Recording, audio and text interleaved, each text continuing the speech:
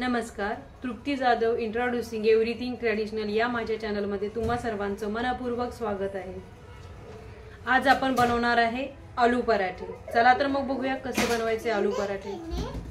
तर आलू पराठा बनवण्यासाठी आपण सर्वप्रथम कणिक मळून घेणार आहे। त्यासाठी मी सर्वात आधी 1 वाटी गव्हाचे पीठ घेतले आहे। त्यामध्ये थोडंसं बेसनचं पीठ घालायचं आहे। थोडंसं चवीनुसार मी यामध्ये मीठ घालत आहे।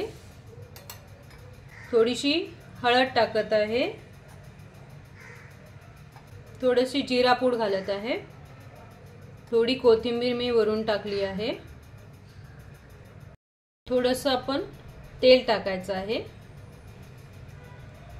आता हे सर्व एकत्र मिक्स करून घ्यायचं आहे। तेल टाकल्यानंतर थोडंसं जे पीठ आहे ते चांगलं मिक्स करून घ्यायचं।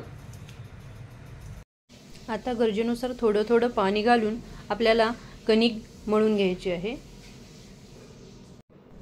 बघा, अशा रीतीने आपलं जी कणिक आहे ती मळून तयार आहे। आता आपल्याला ही कणिक एक 10 मिनिटं ठेवून द्यायची आहे। आता आलू पराठा बनवण्यासाठी आपण स्टफिंग बनवणार आहे। स्टफिंगसाठी सर्वप्रथम मी स्मॅशड आलू घेतला आहे। बटाटा आपण जो शिजवून घेतला होता तो मी स्मॅश करून घेतला आहे। आता आपल्याला त्यामध्ये 1 चमचा छोटा चम्मच मीठ घालायचं आहे। थोडीशी जिरा पावडर घालायची आहे। थोडीशी धना पावडर घालायची आहे आणि थोडंसं लाल तिखट घालायचं आहे आपल्याला यामध्ये आणि थोडीशी हळद घालायची आहे। आता मी यामध्ये थोडा बारीक चिरून घेतलेली मिरची घालणार आहे। थोडासा अद्रकचा पेस्ट टाकत आहे आणि थोडीशी मी लसणाची पेस्ट यामध्ये टाकत आहे आणि हा थोडासा कांदा आणि वरून बारीक चिरलेली थोडीशी कोथिंबीर मी या स्टफिंग मध्ये घालत आहे।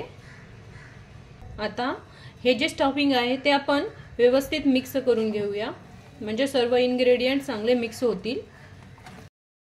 हे बघा, अशा रीतीने आलू पराठ्यासाठी लागणारी कणिक आणि स्टफिंग दोन्ही तयार आहे। आता आपण पराठे लाटून घेऊया। हे बघा, अशा रीतीने आता आपण पराठा जो आहे तो लाटून घ्यायचा आहे। पराठ्याचे जी कणिक आहे त्याच्यामध्ये स्टफिंग भरून घ्यायचं आहे। हे बघा, अशा रीतीने आपल्याला कणिकेचा छोटासा गोळा घेऊन त्यामध्ये स्टफिंग आपल्याला भरून घ्यायचं आहे।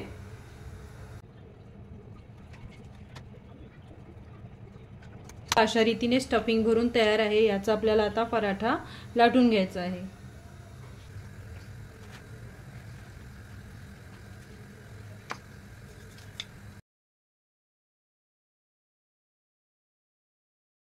आपला पराठा जो आहे तो लाटून तयार आहे। आता आपण हा तव्यावर दोन्ही बाजूंनी चांगला तूप टाकून भाजून घेऊया।